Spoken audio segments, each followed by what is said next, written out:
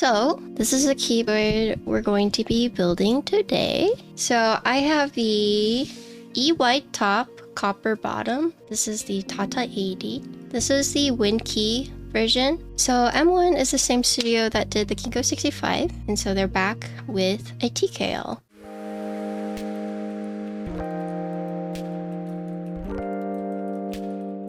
And it's Eiffel Tower inspired, as you can see right there. Has a little Eiffel Tower logo.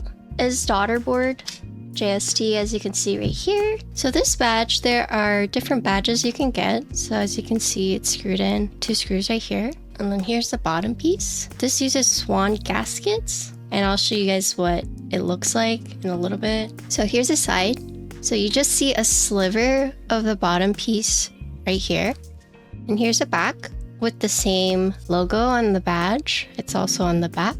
It has triangular feet on the 4 corners. 4 screws bottom, 4 screws top for the case. Here is the USB side. It's a centered lower USB port. And then here is the front. Yeah, so you see a little sliver of the bottom piece. And then one interesting thing about the top piece, you see it kind of has like a descending grill piece right here. Can you see that? So it's like a staircase descending, really interesting accent piece right there. And then the top piece, you can see it does have like little grooves, and this goes all along the case. Tata, yeah, so it's actually, the name is based off of the Chinese saying, because Eiffel Tower in Chinese is Tieta. So they just name it Tata. So I have FR4 PC plate. There's also alu plate, and they give you a bunch of foam. Here's the PCB. Yeah, so here's all the foam. You have 2 different types of foam, plate foam. You have this one that's thicker, or you have this one that's a little thinner. You have PE, and then you have the back piece.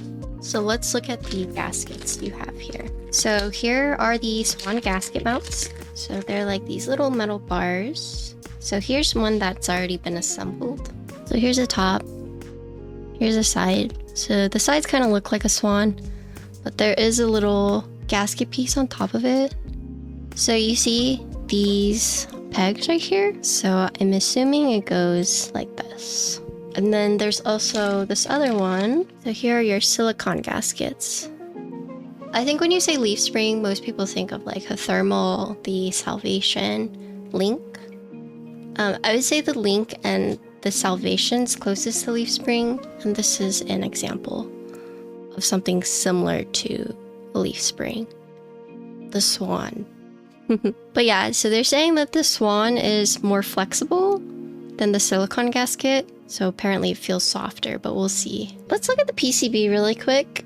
So you do have large flux cuts, but they don't go all the way across. So this is interesting. You see this large flux cut, but then you might miss that there are 2 connecting points right here. They're very subtle. So you have 1, 2, 3, 4, 5, 6, 7, 8, 9. It is static layout, so you don't really have any choices. So what you see is what you get. You have no options. Here's the back.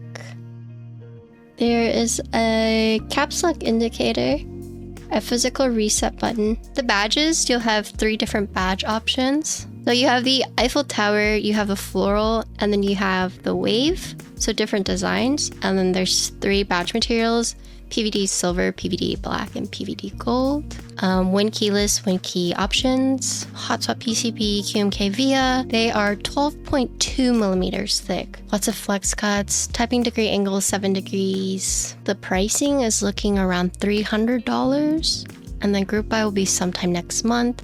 You have E-white copper, green copper, black and red, green and black, E-white, black and gray. Yeah, that's about it. HHKB looks really good, but in terms of like usage, I'm like too papega to use HHKB. Yeah, I'm saying HHKB looks really nice, but when it just comes to using it, I'm like, oh my god, where are all my keys? It's the same with 40%. I think 40s are so stinking cute, but when it comes to using them, I'm like, What the heck? What's going on? Okay, so let's do Swan Gasket first. So these are removable. So you do have to put like the gaskets on top. And then what you do is you just like put them in like this. That's it. Very simple. So let me get the rest of my gaskets. Time to put them on. You take this and you just pop it on. And it's pretty nice that the gaskets are pretty much the same size as the top piece. So you don't have to worry too much about like centering it.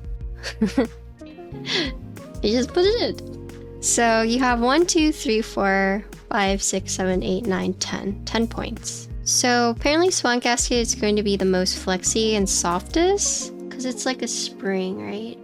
So we'll see. So these are all done, but I want to show you guys what this looks like for these. Because this is the other mounting that you can go with. So here's your silicone. So there's 2 sides to it. So you see how it has the ridges right there? So what you do, you take these gaskets and look. These are already split. This is the bottom where you see these parts. This is where you would put the gaskets right here. So the orientation might not matter so much, but there is a slight orientation. So you see how the top part is curved? And then the bottom piece is more like a sharp corner versus like a curved corner. You can actually see that on the gasket as well. So you see you have a sharp corner and then you have a curved corner, right? So that's how you can align that. So it should look like this. And then these holes are for the alignment tabs. You know what was like one of the most... It was like super BM but super funny. Vince from Bolsa took a picture of Glendale and I, and it was like father-daughter Sunday dim sum brunch. I mean, it's because I'm old, yeah, but it's just super funny, super BM. Alright, you guys ready to hear the sound test?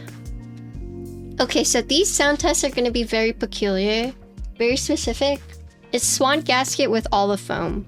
And then we'll do the silicone gasket with all the foam. And then we'll do I want to do no foam?